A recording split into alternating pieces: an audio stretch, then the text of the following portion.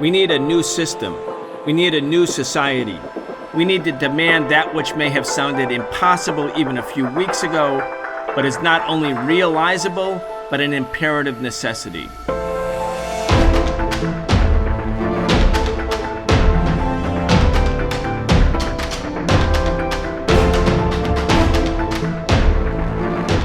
North Korea's head of state, Kim Jong-un, is in Russia meeting with Vladimir Putin.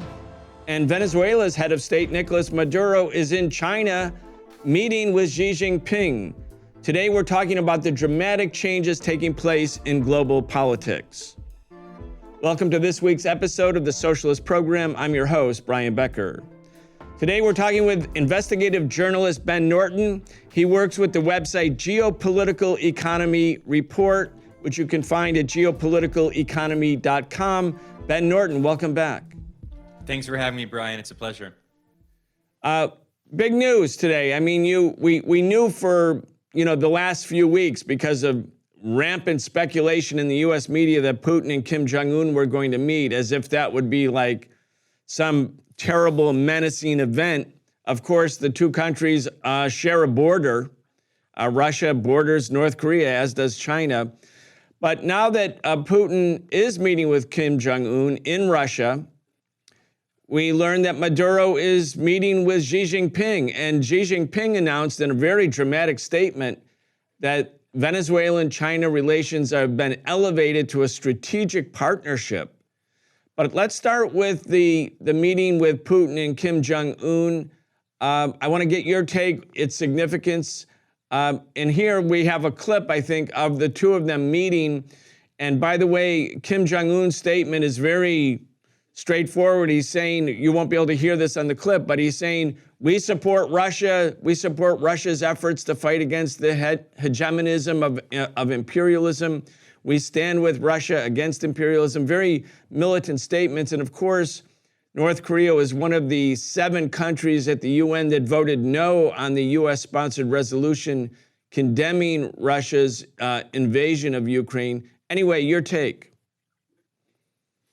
Yeah, I think this is very important for a variety of reasons. One, the short-term response here is clearly that this is a direct message to the United States after U.S. President Biden just met with the leaders of South Korea and Japan. And we should keep in mind that the current leader of South Korea is referred to in the Korean media as K-Trump. He has modeled his political career after Trump, Yoon Suk-yeol, and he has tried to push Korean politics very far to the right after the previous president, Moon Jae-in, tried to pursue peace with the North. And potentially, there was an attempt that came very close to finally achieving peace on the Korean Peninsula, which has been militarily occupied by the United States since early 1950s. The United States killed around 3 million Koreans in a brutal war, and the U.S. destroyed about 80% of all of the buildings through its bombing campaign in the northern part of Korea. So this is a peninsula that has been essentially at war since the 1950s, the South militarily occupied by the United States. And Joe Biden, who claims to be a force for progress in the world and criticizes Donald Trump rightfully, well, he has no problem allying with Donald Trump-like figures in other countries like South Korea. And of course, Japan has essentially been a one-party state since the 1950s as well, ruled by the so-called Liberal Democratic Party, which is also a very right-wing party. And Fumio Kishida, the prime minister, likewise shares many of these extreme views, including Japan is pushing toward remilitarizing, writing the history of Japanese fascism in World War II. In fact, the Japanese government on its official Twitter account recently posted this ridiculous propaganda saying that brave Japanese soldiers died fighting in faraway lands to defend our motherland in World War II, whitewashing the genocidal atrocities that Japan committed in collaboration with Nazi Germany. So we see that the United States is very clearly trying to form this kind of cordon sanitaire around China, economically, politically, and militarily. The United States has formed multiple military alliances, not only with Japan and South Korea, but the United States also is working closely with the new government in the Philippines, led by Bongbong Marcos, the son of the longtime US-backed dictator Ferdinand Marcos.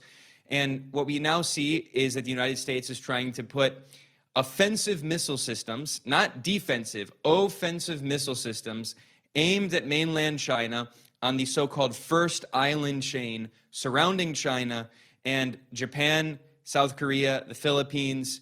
These countries play a key role in this military strategy. So immediately, I think the first thing to point out is that by meeting with the leader of the DPRK, the official name of North Korea, Russia is signaling not only that it's not going to abide by the Western sanctions on the DPRK, but furthermore, that Russia is interested in military collaboration with this country, whereas the United States is forming this military alliance with Japan and South Korea. Russia and China are likely going to have military exercises with the DPRK, and Russia and China have also recently held military exercises with Iran.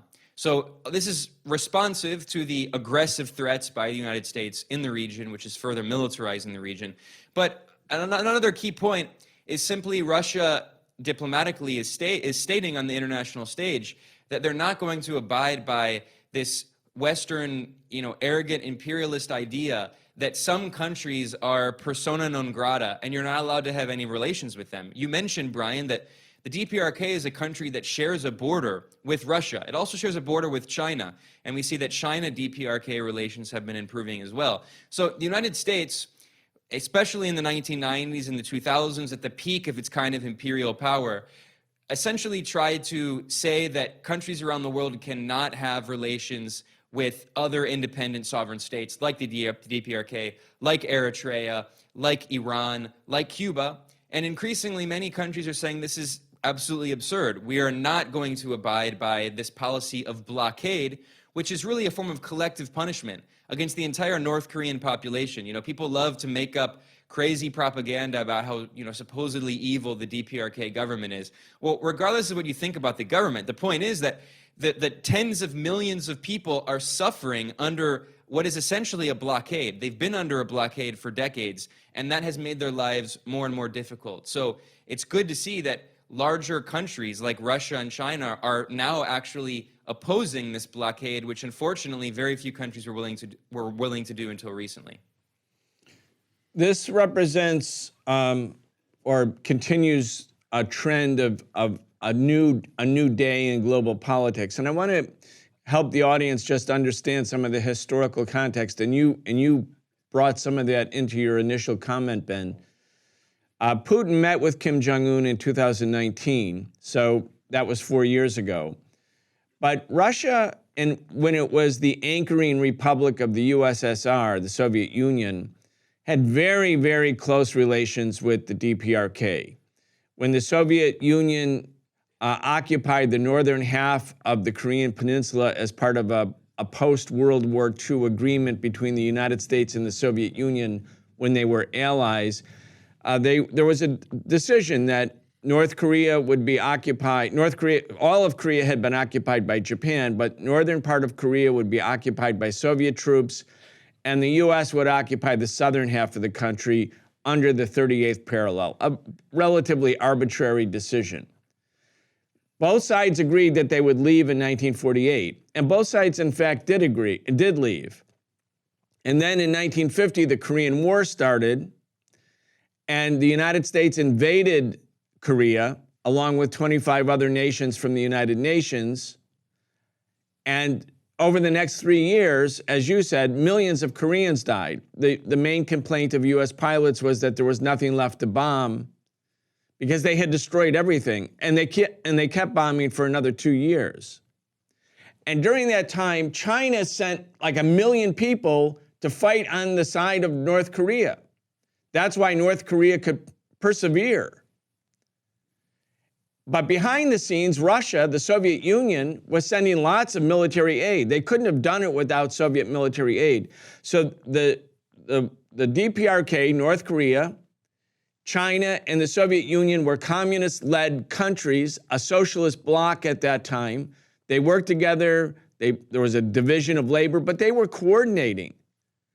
And then after the after the Soviet Union was overthrown, after the Soviet government was toppled in 1991, basically Russia, and I would say the same thing was happening with China, abandoned their strategic relationship with North Korea. They didn't break, it wasn't broken, but that level of solidarity between those two big countries and North Korea was basically broken. Then in 2002, on January 29th, George W. Bush, in his State of the Union address, said that there's an axis of evil in the world, Iran, Iraq, and North Korea. And everybody knew at that time that the US was preparing to invade Iraq. So the North Koreans were thinking, okay, Russia has basically no longer supporting us in the way they used to.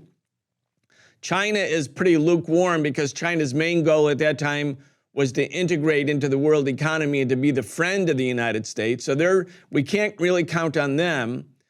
The Bush administration is about to invade Iraq. Bush is saying, we're like Iraq, so we're obviously going to be invaded next. And it was at that moment that the North Koreans left the Nuclear Non-Proliferation Treaty and began building nuclear weapons because North Korea said, we won't be like Iraq. We won't disarm as Iraq had been compelled to do. We won't disarm. In fact, we're going to get more arms. We're going to get nuclear arms because if you, the United States, think you can invade or bomb us or destroy us, we can hit back. And so they developed nuclear weapons. They became a nuclear power. They developed missiles, long-range missiles at this point. And during that entire next 15 years, Russia and China supported the United States at the Security Council at imposing sanctions on North Korea because Russia was basically appeasing the United States, and so was China. But here we are in 2023, instead of that, era of appeasement before what appeared to be a unipolar power of the United States, the hegemony of the United States, everything is shifting back. It's a really dramatic reversal in global politics. Go ahead. Yeah, and there's another key element here, Brian, that I've seen some economists discuss, which is also plans for integrating North Korea into the Belt and Road Initiative, China's massive global infrastructure project. And North Korea is very geostrategically located with numerous ports that go out into the Sea of Japan, the East Sea. So there's discussions of expanding railroads so you can have the movement of goods from Russia and China to North Korea out into the sea. I mean, this is all part of what we're seeing is really the center of the global economy is moving back toward Eurasia. What we've really seen is in the past few hundred years with the rise of European colonialism is the emergence of this transatlantic imperial system in which so much trade goes over the Atlantic between Europe and the United States, and many countries in Asia and Africa, they send their goods to Europe, and then those goods are shipped across to the United States. What we're seeing now is part of this attempt to try to unify the continent of Eurasia economically, to integrate it with infrastructure. And China absolutely, when it comes to these strategies of trying to build infrastructure and develop economic connections, it's not thinking in just 5 years or even 10 years. It's thinking decades down. And clearly, the government of the DPRK is not going anywhere. I mean, the United States has tried decades after decades after decades to try to overthrow the government, essentially waging a kind of campaign of economic warfare or economic terrorism collectively against the entire civilian population. It hasn't worked. And Russia economically, it's a commodities powerhouse. It's one of the world's largest producers of oil and gas and certain minerals and wheat and fertilizer. But, China is the core of the global economy. And by further integrating with countries like the DPRK, also with Iran, it is building this infrastructure in which the United States is no longer even necessary in any of these global supply chains. They don't even necessarily need the U.S. market, and clearly the U.S. is trying to break off the Chinese market anyway. So what's really incredible is I think we should think of this in addition to what China has been doing recently with trying to bring Iran into the diplomatic fold in West Asian politics. Whereas, again, I mentioned that if you look at the U.S. strategy toward the DPRK for decades, it's been trying to essentially say that this is a so-called pariah state, which, I mean, the United States is the world's worst pariah state if you actually look at international law. No other country on earth comes close to violating international law as much, as frequently, as severely as the United States. And another country that the U.S. tried to pursue this policy against was Iran. You mentioned the so-called axis of evil speech, Iran, the DPRK, and Iraq. Well, China clearly was sending a message to the United States. They're not going to tolerate this attempt to say that state A is good and state B is bad by brokering a historic peace breakthrough between Iran and Saudi Arabia. And Iran recently joined the Shanghai Cooperation Organization. There has also been discussion of the DPRK eventually becoming a future member of the Shanghai Cooperation Organization. So the reason I mention all of this is that thinking strategically, China and Russia, which coordinate very closely on a lot of these policies, can see clearly that their goal is unifying the region economically so they no longer need to rely on the West. And that's why China and Iran recently signed a historic agreement, a 25-year agreement in which Iran provides its petroleum, and in return, China provides different goods and technical support and infrastructure development. I know today we wanted to talk about Venezuela, and I think Venezuela and China are also working on developing a similar partnership. So in the case of the DPRK, there are actually discussions. The DPRK has a lot of mineral reserves, but I don't think this is obviously is about much more than simply minerals in the DPRK. It's a much deeper partnership that these countries are looking to develop. But the point I wanted to stress is that the DPRK is an important country in Eurasia. It has an important geostrategic location, and it's a country whose government has politically shown again and again that it will not tolerate its complete subordination to Western capital. This is a country that absolutely is sovereign, has defended its sovereignty, unlike, unfortunately, the south of the country, which it would probably be in the economic interest of South Korea, if it had a fully sovereign government, to integrate economically with this project of Eurasian integration. But instead, it's a country that's still militarily occupied by the United States and has been since the 1950s, and its government continues to look to the United States and not to look to its own allies, not to look to its own neighbors in Asia, which should be its natural allies.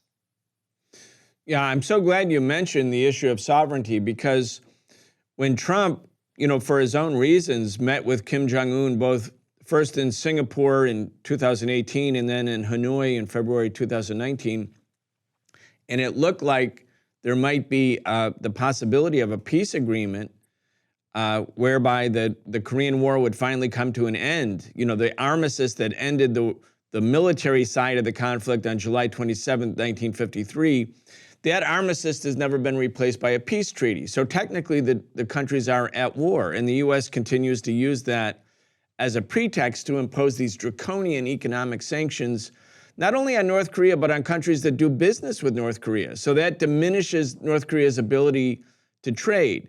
And, it's a country that is also trying to overcome the legacy of colonialism. It was dominated and colonized by Japan, brutalized by Japan. So many Koreans were basically taken to Japan to be essentially slave labor. 25% of the people who died in Hiroshima were Korean workers. When you put all of that together, the people of Korea and the Korean Republic, they've decided that they're going to be sovereign, and the South Koreans couldn't do that. So Moon Jae-in, who was the progressive president of South Korea, when he was meeting with Kim Jong-un and they were promoting peace talks between Kim Jong-un, North Korea, and Trump, he couldn't really say, yes, we're going to do this thing. We're going to have reconciliation with North Korea. Yes, we want to end the Korean War. The policy was decided in Washington. So when the peace talks were finally sabotaged on the second day of the Hanoi summit, it wasn't a South Korean governmental leader, at that time the president of South Korea, who said no. It was Donald Trump, backed up by John Bolton and these other hawks. So South Korea is like one of the biggest economies in the world. I think it's 10th biggest economy in the world, but it's not sovereign. U.S. military forces actually have operational control in the moment of crisis. This is an agreement between U.S. and South Korea that should there be a military crisis, South Korea's military is under the command of the Pentagon. So, when you think about Korea as a country, I mean, if Korea was united, it would be a powerhouse. Both North and South Korea, very educated. Obviously, it would be like an economic, political powerhouse, not just in Asia, but globally. I think it would be a rival or able to surpass Japan. But it's a divided country. The U.S. doesn't want to end the division. The U.S. wants to continue to occupy South Korea. And the South Korean government, even a left progressive government like Moon Jae-in was before the current government, which is right-wing, as you said, they don't really have sovereignty. That's absolutely right. And I think another really important point to keep in mind is to look at the political economy of South Korea itself and the very lopsided, uneven development that we've seen. South Korea is often singled out as one of the great Asian tigers, and the narrative by Western neoliberals is that the way South Korea developed so rapidly is through, a free market and a great liberal society. And no, actually, South Korea was a military dictatorship until very recently, until just a few decades ago. And it was a very brutal military dictatorship that did not allow labor unions to operate, that brutally repressed labor. And it developed through massive state intervention in the economy and essentially an oligarchic system. In fact, nearly 2/3, over 60% of Korea's entire economy, its GDP, it comes from 10 what are known as chaebols, which are family-run corporate monopolies. And, there's certain big companies like Samsung and LG, Samsung and LG that are these massive Korean corporate giants that everyone around the world recognizes, and they represent such a massive part of the Korean economy that they have significant political power. And again, these chaebols are actually run by families. They're like family dynasties. So it shows that Korea is not really, South Korea, even today with the facade of being a liberal democracy, it really is just a complete oligarchy in which a small handful of capitalist oligarchs have significant political influence, and they work hand in glove with the United States. And another way that South Korea was able to develop is essentially this parasitic relationship where, the United States is the parasite, of course, but the U.S. essentially uses South Korea as this bastion. Michael Hudson has shown this in his book Super Imperialism, how South Korea, through exploiting labor brutally in South Korea and through a massive manufacturing sector, it creates this massive, through all these exports, it creates this massive inflow of foreign exchange with this massive current account trade surplus. And where does all that money go? It flows back into the U.S. financial system because the South Korean government, which is completely dependent on the United States and occupied by the United States, it invests all of that money in U.S. government securities and treasury securities, and therefore finances the very same military occupation of the country. So again, it's this kind of circular relationship where South Korea plays an integral role in U.S. military strategy, trying to, basically surround China and has done so since the 1950s with, tens of thousands of U.S. troops, 26,000 troops who are still there. And that number has fluctuated over the years. And economically, it also plays an important role in the global capitalist system, centered in Wall Street. And it's not the South Korean people who benefit from that. So if South Korea were able to be more sovereign, to kick out the military occupiers, to integrate economically with other countries in Asia, with its massive manufacturing capabilities, with its massive economic potential, this, and were to reunify with the North, this would be a major global power. And obviously, I think there would be a lot of room for improving the living standards of Korean workers as well, who, I should stress again, South Korea is notorious for being a country where workers are brutally exploited. And we can see this reflected in popular culture in things like Squid Game and movies like Parasite from these Korean filmmakers. And they show, that they provide this kind of cinematic look at the crises of debt and depression and suicide, rampant suicide in South Korea, because so many people, they just feel economically that they have no way out. Yeah, very, very important. I want to turn now to the trip to China by Nicolás Maduro, head of state of Venezuela. Here's what Xi Jinping's statement about Maduro's trip. I'm not going to read the very first words of it, but he basically says, look, this is your 5th trip here. He says, Venezuela and China are worthy friends. I want the audience to actually hear these words, Ben, and then let you do the diplomatic interpretation, because diplomatic language is its own thing. And so if people aren't used to diplomatic language, they might not know what it is. Venezuela and China are worthy friends, says Xi Jinping, and partners in mutual development. China has always viewed its relationship with Venezuela from a strategic and long-term perspective. We will continue to firmly support Venezuela's efforts to uphold its national sovereignty, national dignity, and social stability. Here's the next line. We resolutely support Venezuela's just cause against external interference. I am delighted to jointly announce with you the elevation of China-Venezuela relations to a comprehensive strategic partnership. Now, this is the comprehensive all-weather strategic partnership. China has that currently with Pakistan. Now it has it with Pakistan and with Venezuela. And you have other sort of strategic partnerships in the lexicon or vernacular of Chinese diplomacy. One is the Mutual Defense Treaty. That's with DPRK. I think that's the only mutual defense treaty. And then, of course, there's the New Era Comprehensive Strategic Partnership that China has forged in the recent period with Russia. So when you think about Venezuela, Ben, and you were in Latin America for a long time, and you and I have talked about Venezuela. I was deeply involved in the Venezuela Embassy Protection Collective when the U.S. basically seized the Venezuelan embassy. We were in the embassy for many, many weeks, saying this is a violation of the Vienna Convention. The U.S. doesn't have the right to seize other governments' diplomatic compounds, that these compounds are inviolable. But that was happening at the same time that the U.S. says, well, Maduro's no longer president of Venezuela. Juan Guaido is the new president, even though he never ran for president. The U.S. just said, well, he's the president.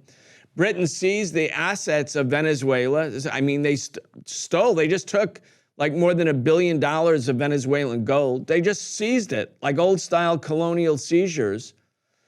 It looked like Venezuela was really maybe on its last legs. And yet Venezuela persevered for a lot of different reasons. One is the government does have a considerable base of support. The Bolivarian Revolution has roots. Also, the opposition was divided. But it looked like Venezuela was pretty isolated because all of the imperialists joined with the United States in this effort to crush Venezuela. Now you have, in 2023, just 4 years later, Maduro in China, and China says, look, we resolutely support your effort to avoid foreign interference, and we are now entering into a strategic partnership.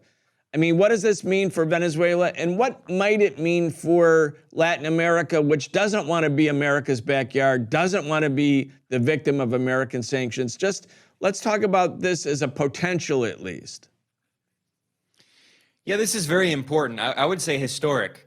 And first I'll say, before I look at the official statement from President Xi, that in the past 20 years, Latin American China relations have completely shifted. Really, at the beginning of the 2000s, China did not have close diplomatic relations with many countries in Latin America, and trade was very minimal. In fact, of all of the regions of the world that still maintain diplomatic relations with separatists on Taiwan, most of those countries were in Latin America. And in the past 2 decades, we've seen gradually more and more countries in the region recognize the People's Republic of China, break off diplomatic relations with Taipei. And especially in the past few years in Central America, we saw first Costa Rica, and then El Salvador, and then Nicaragua, and now just recently Honduras, which has a new left-wing government, and there's talk of Guatemala being the next one. So the United States has pressured a lot of these countries in Latin America to maintain diplomatic relations with separatists on Taiwan.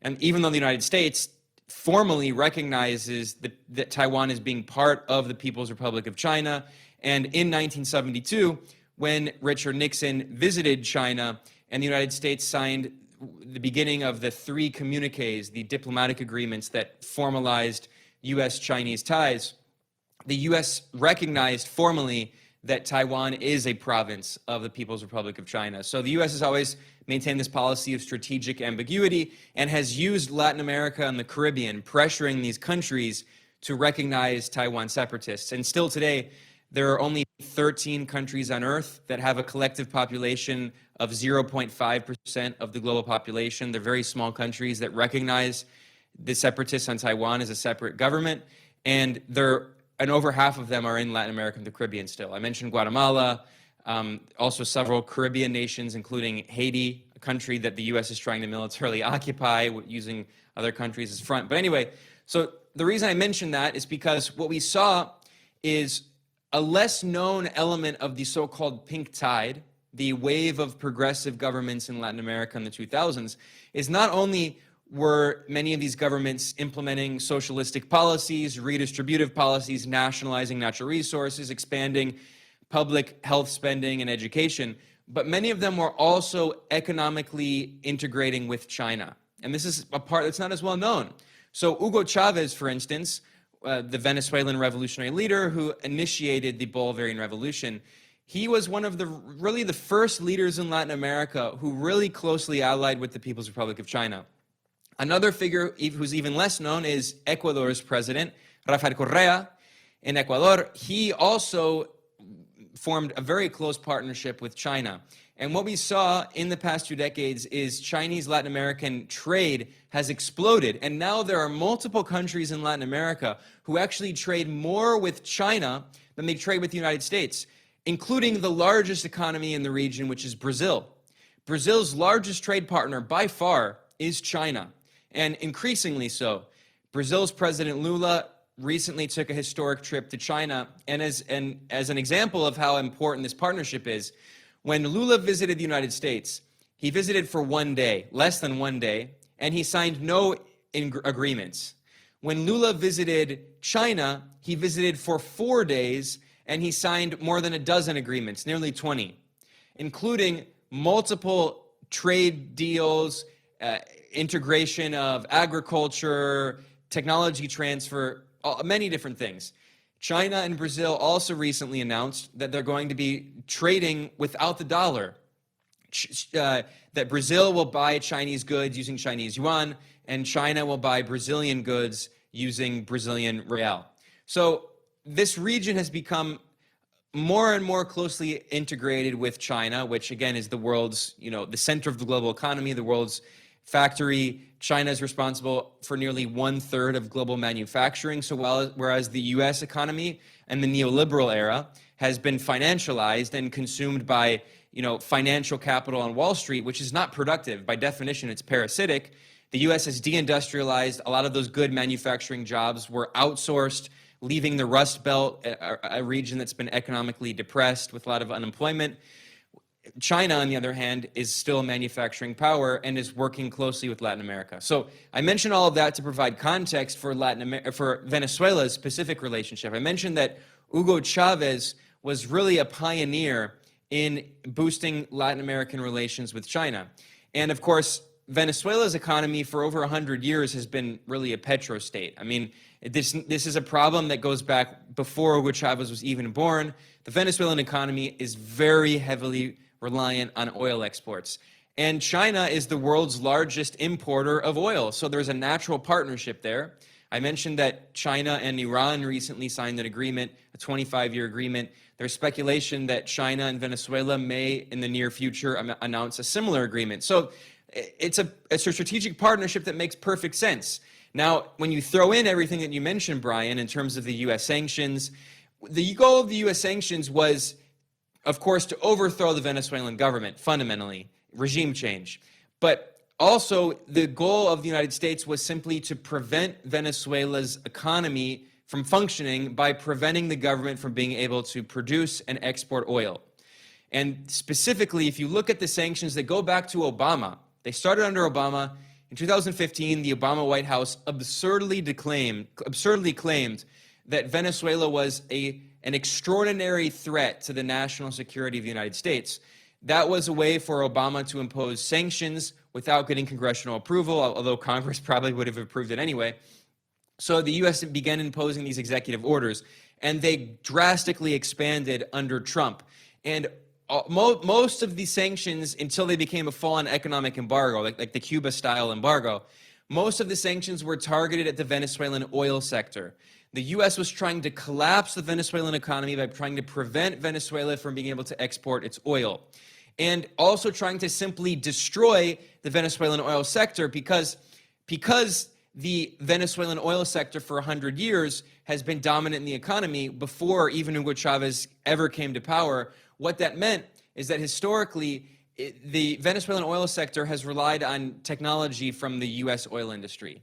And of course, you had U.S. oil corporations like Exxon who were very active in exploiting Venezuela's oil resources. So what that meant is that when Hugo Chavez came to power, when he nationalized the oil, when he kicked out the foreign corporations, he was still using oil technology from U.S. companies and European companies. Venezuela did not produce its own oil technology, oil drilling technology and refinery technology. This is, very advanced technology.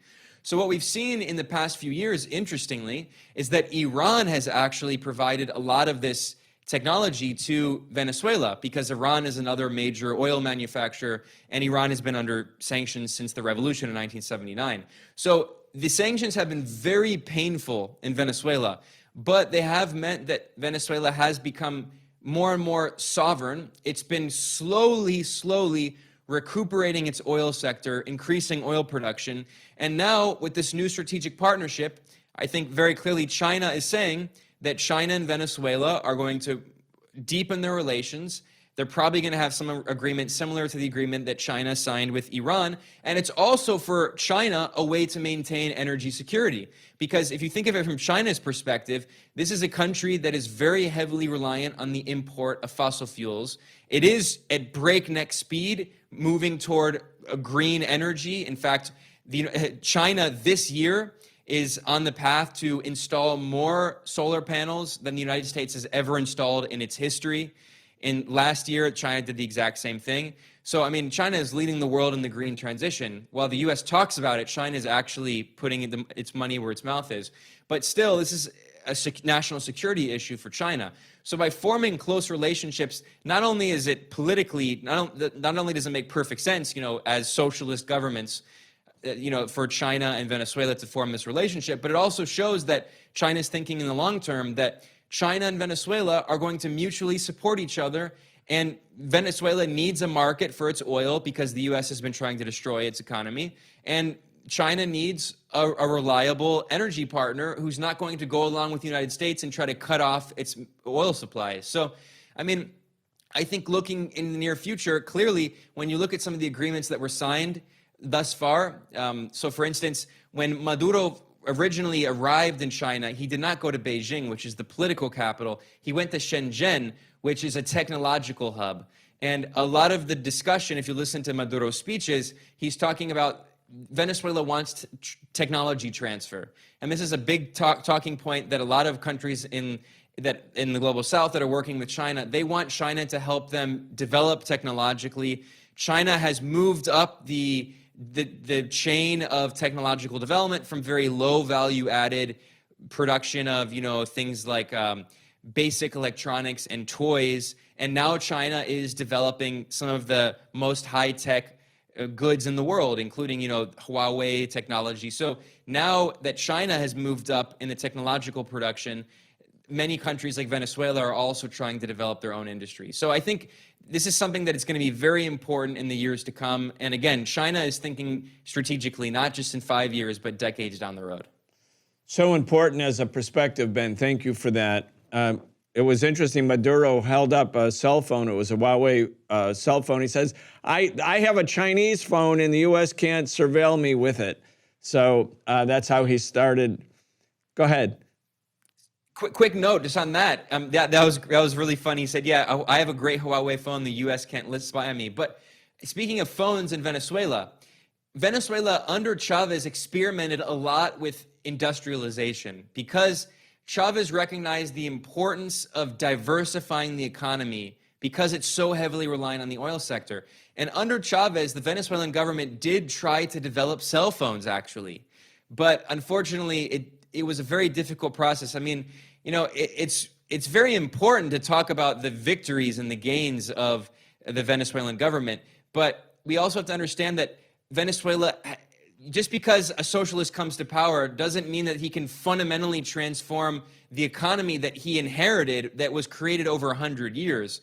And Venezuela does not have a lot of technological capabilities. So I think really what, the failed experiment in trying to develop cell phones in Venezuela under Chavez, I think is something that a lot of people in Venezuela are thinking about today. And China is a natural partner. If they're going to try to develop industry in the future, obviously, the U.S. is never going to allow them to do that. The U.S. wants countries in Latin America and the global South in general to simply export raw materials. It doesn't want them to industrialize and develop their own diversified economies. And China is clearly thinking in the long term of how it can work with countries in Latin America and Africa to actually develop an entirely new industrial supply chain that is not reliant on the United States. In a moment, Ben, I want to talk to you about U.S. military strategy towards China because the U.S. is getting ready for a war with China in the Pacific.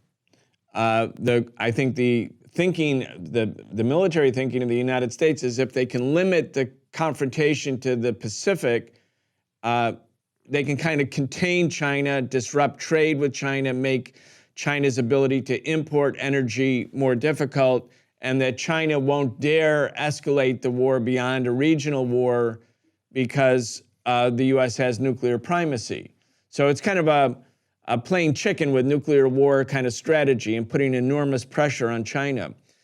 I want to talk to you about that in a minute, but first, I want to go back to a couple other things that you said that I think are really important. Here you had Obama declaring ridiculously that there was an extraordinary national security threat from Venezuela in 2015, again, using national security as a pretext to do something else. Venezuela wasn't threatening the United States. They wanted to impose sanctions. They could do it through the executive branch unilaterally, avoid Congress, just do it, with the idea of subverting Venezuela's ability to become economically independent.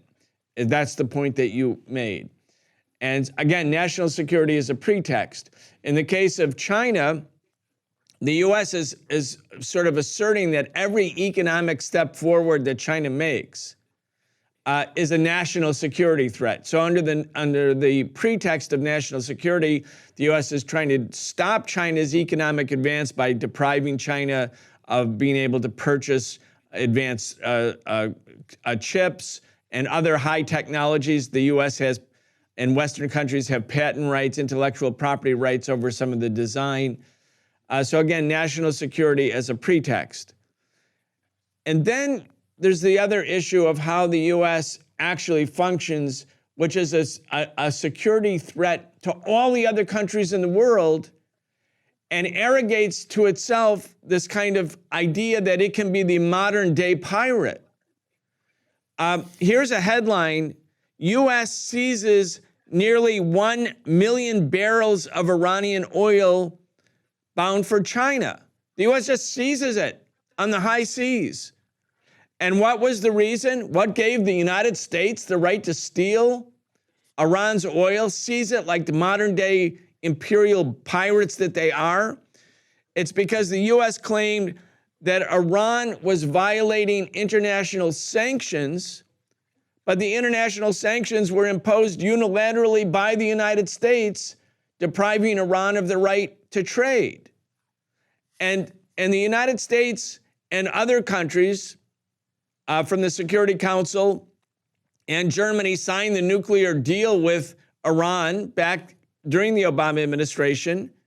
They were supposed to lift sanctions. Trump tore up that agreement, said it was the worst agreement ever. And Biden, who's a Democrat, has not gone back to the agreement. And instead, under Biden, you have the United States seizing 1 million barrels of Iranian oil bound for China. If other countries did this, seizing huge, vast quantities of oil destined to come to the United States, purchased by U.S. Companies, the U.S. would say, well, that's an act of war.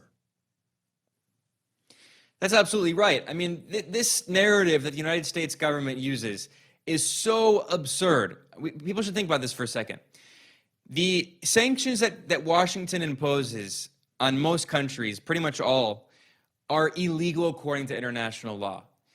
They're officially known as unilateral coercive measures. According to international law, if you want to impose sanctions on a country, you have to do so with the approval of the United Nations Security Council.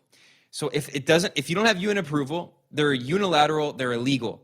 The United States unilaterally, that is illegally, imposes sanctions on countries like Iran or China or Venezuela. And then the United States says that if that country trades with another country, not with the United States, but with another country, that country is violating the sanctions that it imposed, as if that should matter, as if those sanctions are abiding by international law. They're not. The United States doesn't create international law. That's why Washington is actually trying to replace international law with the so-called rules-based international order, in which the United States makes the rules and orders everyone around. But that's not how actual international law works. So this is an example here of sheer piracy. This is not the first time. The United States repeatedly has stolen oil from Iranian tankers that are being sent to third parties. Furthermore, you mentioned that the United States has stolen the foreign exchange reserves of the Iranian central bank, of the Venezuelan central bank, of the Afghan central bank, which is fueling a mass hyperinflation crisis and could lead to a famine in Afghanistan. And of course, the United States recently and Europe stole $300 billion in euros of assets, part of the Russian central bank. That is money that belongs to the Russian people, and the West simply stole it. And that's a significant reason, by the way, why many countries in the global South around the world are seeking alternatives now to the US dollar, including longtime US allies like Saudi Arabia and Egypt. They're actually seeking alternatives because they recognize that if they do something that upsets Washington, the United States may simply try to steal the foreign exchange reserves that they hold in dollars or euro-denominated assets. So this is, calling it even piracy, which is accurate, is, I think, even in some ways just downplaying. No pirate, Blackbeard or whoever, could ever imagine being this much of a massive international criminal. No criminal in human history has been able to exercise this kind of extraterritorial criminality. It reminds me, Smedley Butler, who was a U.S. Marine general, the highest decorated military officer of his day. He became a socialist and an anti-imperialist. He wrote a pamphlet about how war is a racket. And he said famously in War is a Racket that, people talk about gangsters, who operated in a few neighborhoods. Well, he said, I was a racketeer for capital. I was the biggest gangster ever seen. I operated on 3 continents. Al Capone operated in 3 states. I operated in 3 continents. Well, here we're talking about more than 3 continents. We're saying the U.S. is the racketeer, the gangster, the pirate that says that its law supposedly applies to every inch of the planet. And by the way, we're speaking of Iran trying to sell oil to China and being seized by the United States. And this is, again, by the way, if you're in Beijing, you can bet that a lot of policymakers are now thinking once again about the national security issue of energy imports. But furthermore, speaking of the U.S. trying to apply its sanctions extraterritorially, we saw another example of this recently. So the United States imposed these illegal sanctions on Chinese firms trying to prevent China from importing numerous forms of technology, including advanced semiconductors, quantum computing parts, and AI technology.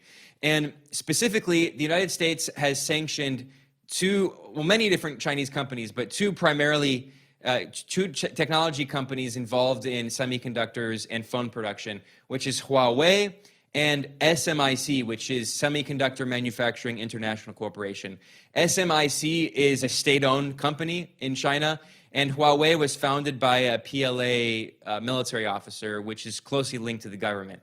So recently, Huawei announced that it has created this very advanced phone, which is called the Mate 60 Pro, which includes very advanced Kirin 9000 chips, which include 7 nanometer semiconductors.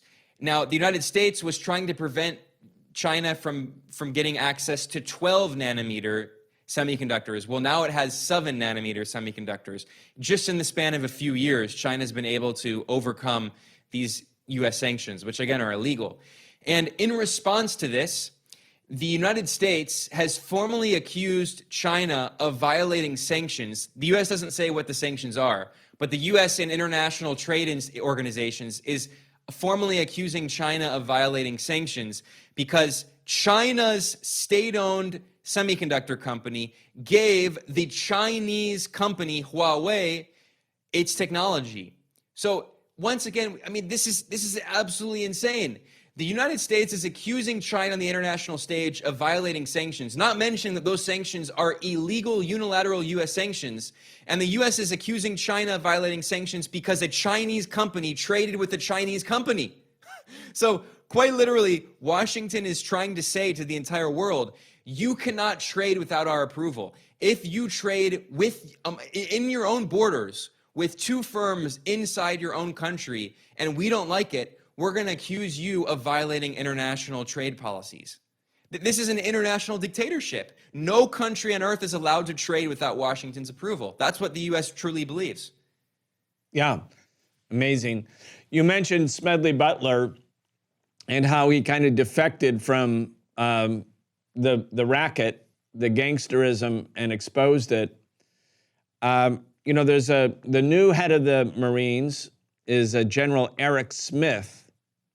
And General Smith said that the U.S. and the U.S. Marines in particular have to get ready for war with China. That was in the last couple days. He said deterring China is a key focus and that the Marines will strive to make sure a conflict in the Indo-Pacific does not spill over to Japan.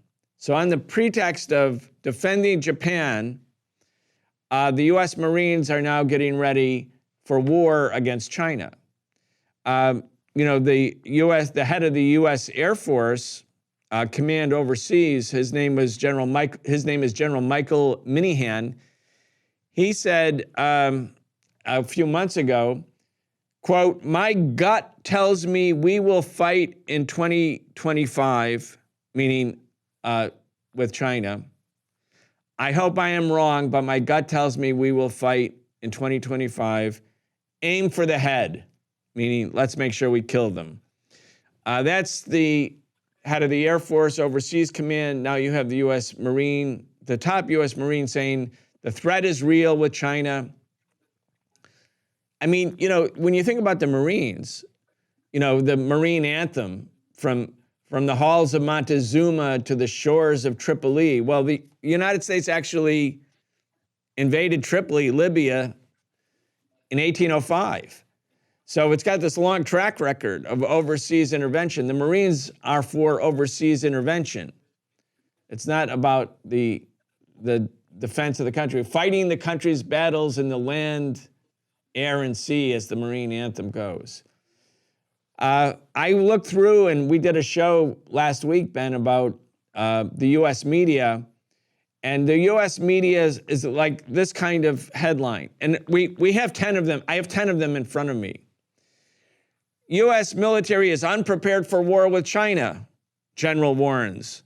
U.S. is not ready to quickly produce and ship weapon systems.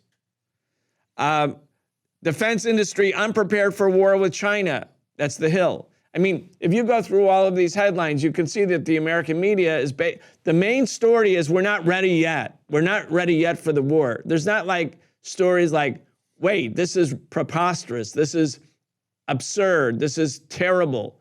We shouldn't have a war with China. We should try to not have a war with China. I mean, the U.S. couldn't defeat the Taliban in Afghanistan. So now the main complaint from the U.S. media, mainstream media, is the U.S. isn't ready to fight China, where 1 out of every 5 human beings lives in China. The absurdity of it is unbelievable. But the entire propaganda effort of the United States is unbelievable. I mean, it's so, if anyone has like sort of an objective ability or an objective faculty, when you listen to what you said, Ben, about the U.S. sanctioning Chinese companies for doing business with China, or the U.S. saying that it has the right to seize oil from Iranian tankers that are going to China because Iran and China have made a trade deal. When you see all of the U.S. headlines about the American government's not yet ready for war, let's get ready for war, and you see that this is the Republicans and the Democrats, that there really is a consensus about all of these issues. There's a freedom of press. You know, like right now, Breakthrough News and the Socialist Program, we can interview you and we're not going to be raided by the police, well, we don't think, today or tomorrow, and have the studio seized because we still have free press. But the mainstream media that has billions and hundreds of billions of dollars financing its operations, this is a one-note choir on all of these things. And these things don't make sense. They're absurd on their face. And it's such a propaganda machine that it sort of normalizes things that once people actually look at them objectively, they'll think like, wow, that's absurd. But it's normalized in the United States. That's what, in fact, makes this like precarious and dangerous, and why, you know, we think that these kind of discussions are so important. We have to find a way to go to the people of the United States and sound the alarm that the absurdity, bizarre, pro-imperialist propaganda of the United States isn't just propaganda, it's in preparation for the next war. All of the pro-war propaganda is always preparatory. It's not just an idea of the mainstream media. They are preparing the population. And obviously, the people of the United States don't want war. If the U.S. sent American troops right now to Ukraine, our demonstrations, the ones we organized by the Answer Coalition, they wouldn't be a few thousand, they'd be a few 100,000. That's why the U.S. has to use Ukrainians to do all the fighting and dying and bleeding. The American people don't want war, but the propaganda barrage is real, and it's a difficult task, but a critical task for progressive forces. Yeah, I couldn't agree more. I mean, in the case of China, we've seen this military preparation going back years. Again, the Obama administration, even before the Obama administration, the Bush administration, and many of the neoconservative forces who were driving, you know, Dick Cheney and Bolton, who were driving his foreign policy, they were also anti-China hawks. This is often forgotten. If you go back and you read the documents of the Project for the New American Century, many of these figures who were key State Department officials and Defense Department officials under Bush, their plan, of course, was to wreak havoc all across West Asia, to overthrow all of the independent post-colonial governments, to install puppet regimes. You know, Wesley Clark, the former NATO general, exposed that the goal was to overthrow 7 countries in 5 years, including many of the countries that were destroyed by the U.S., like Iraq, Syria, Libya, Yemen, but also China was eventually on the list as well. I mean, it was to overthrow all of these independent governments. They managed to do it in the Soviet Union, installing this puppet regime in the 1990s under Yeltsin. They tried to do it in China, and they failed with the color revolution attempt there. And, you know, that was essentially their goal at some point. Now, in terms of the military threats from the United States, we should not forget the United States has a history of actually participating in an invasion of China. In 1900, the so-called Eight-Nation Alliance invaded China. The United States was among the countries. It was all of the imperialist countries, the European powers, the United States, and Japan. Of course, Japan has a history of colonizing parts of China, committing genocide in parts of China during World War II. It was the valiant efforts of the Chinese people who defeated Japanese fascism. It was not the United States. It was certainly not the atomic bombing of Hiroshima and Nagasaki, which even the United States Department of War, which was a more accurate name than the previous name for the Department of Defense, the Pentagon published this report in 1945, the Strategic Bombing Survey, in which they acknowledged that they did not need to actually drop the nuclear bombs on Hiroshima and Nagasaki, that Japan was going to surrender in 1945 anyway, and it was actually the first act of the Cold War against the Soviet Union. It was an aggressive act aimed at the Soviet Union, and the U.S. was more than willing to sacrifice 200,000 Japanese civilians in the process, and many Koreans, as you mentioned. But the point is that it was the valiant sacrifice of the Chinese people. Between 10 and 20 million Chinese died in World War II, and the reason that figure is so that spectrum is so massive between 10 and 20 million is because that history is not that well known. It's not very well documented, the sacrifice of the Chinese people fighting Japanese fascism. So, I mean, if you talk to an average Chinese person, and especially an average Chinese official, a member of the Communist Party of China, they know this history very well. Again, this is very recent.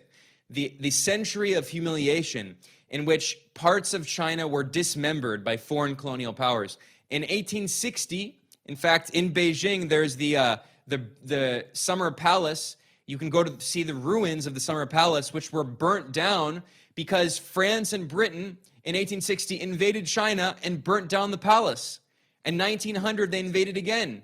I mean, this is very recent history for China. And since the 1949 revolution, on the 1st of October, Mao said in Beijing, he said, the people of China have stood up. They're not going to be colonized again. So constantly in the Western media, we're led to believe that China is somehow an aggressive power, whereas it's the United States that is surrounding China militarily, just as it has surrounded Russia militarily. I mentioned earlier, this is a very important fact.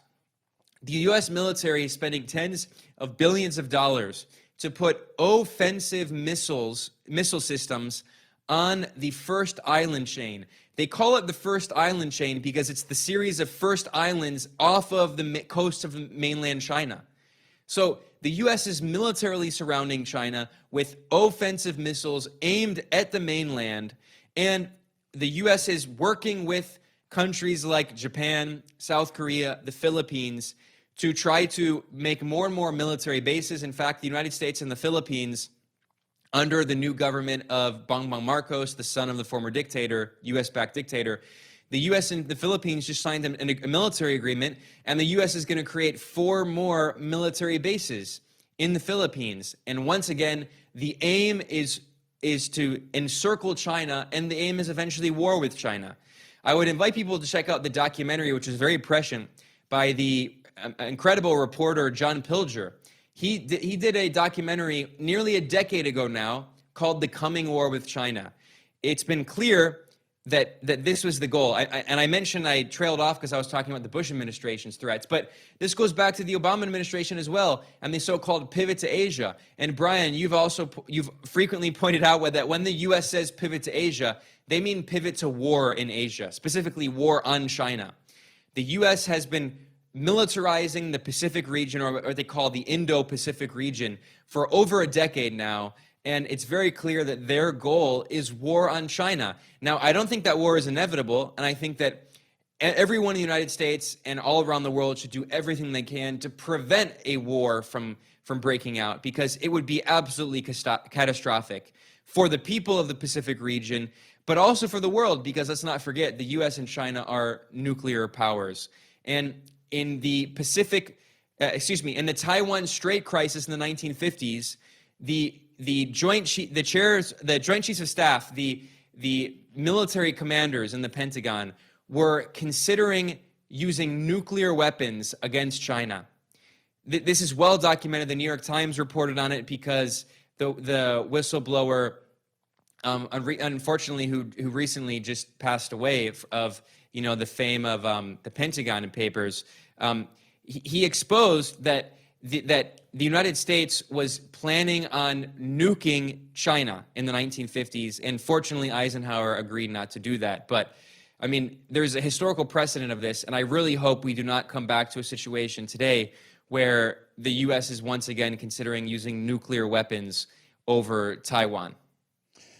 Yeah, and just for our audience, we've said this before on our show, Ben, we're basically out of time. So I wanted to talk to you about a number of other topics, but it's been a great discussion. We'll come back to it. But in May 1953, the U.S. Joint Chiefs of Staff did agree unanimously to drop nuclear bombs on China and North Korea. This was documents that came out 30 years later that are written about in the book To Win a Nuclear War by Michio Kaku.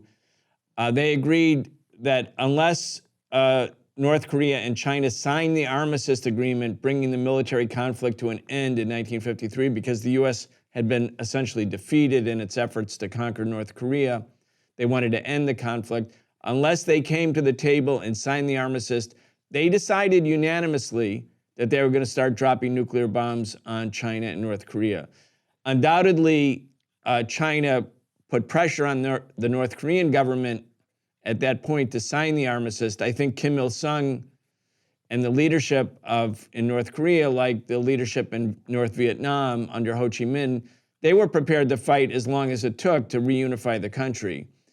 But this is the kind of criminal conduct and arrogance of the war makers in the Pentagon, that they actually agreed, if you don't do what we say, we're going to drop nuclear bombs all over China and North Korea. Ben Norton, we're completely out of time. I know I wanted to talk to you about your upcoming show about the global the global debt burden on the global South. Real quick, just when is that coming out? How can people find it? Yeah, well, I regularly release videos over at Geopolitical Economy Report. So everyone who's watching this should definitely subscribe first to Brian's show and to Breakthrough, support all the amazing work they do. But after that, you should go to Geopolitical Economy Report. And I do a lot of reports there. I'm about to publish a video about the Global South debt crisis and how it's not a product of individual countries and corruption and bad governance. It is a systemic problem with the global financial system. And it's one of the many reasons why countries across the Global South are trying to develop a new financial architecture, seeking alternatives to the neo-colonial Bretton Woods institutions like the World Bank and the IMF, seeking alternatives to the US dollar. So those are the kinds of things that I analyze a lot over at my channel, but I always invite people to check out Breakthrough as well, because I consider Breakthrough great friends, comrades, fellow travelers.